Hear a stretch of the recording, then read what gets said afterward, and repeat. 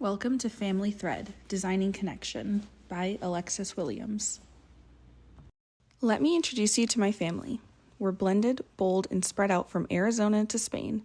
Some of us talk every day, some of us go weeks or months without checking in. Growing up, staying connected meant yelling across the house, piling into the car for dinner, or gathering around my mom's famous homemade ribs that no one knew were actually from a restaurant.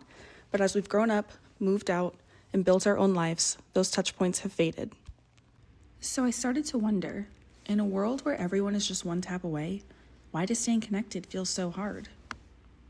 For this project, I focused on my own family as a case study, a tight but scattered group with strong personalities, limited time, and very different communication habits.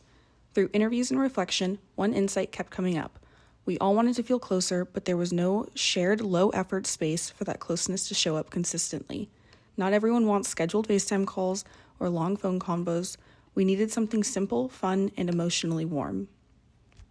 I started with one question. What if connection could feel casual, like a living room you pop in and out of? That became the seed for Family Thread, a redesigned group chat experience built with empathy, not obligation.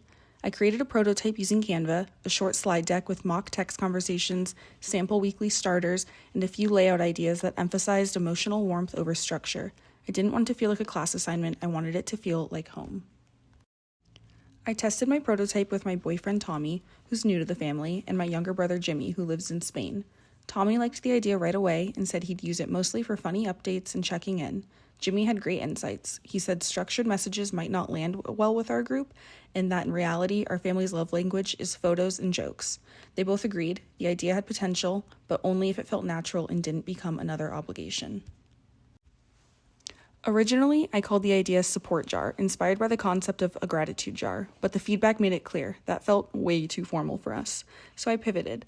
I simplified the structure, removed the weekly prompts, and reframed it around casual connection. Think shared photos from dinner, a shout out for a sibling's graduation or promotion, a joke or meme that makes everyone laugh.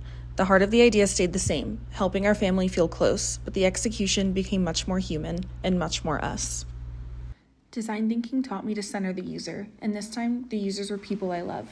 My family is constantly changing. People are growing up, moving away, starting new chapters, and bringing new members into the fold. What once felt tight-knit can start to feel scattered. Family Thread works because it's not just about staying in touch, it's about holding on to who we are as a family, even as life pulls us in different directions. It's about creating something simple that reminds us, no matter how far we go, we're still connected.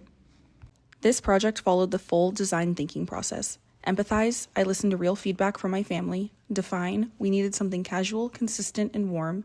Ideate, I explored multiple directions, including structured and unstructured formats. Prototype, I designed a digital slide deck to visualize tone, flow, and messaging. Test and iterate, I adjusted the idea based on honest reactions and reworked it to better fit my family's real habits.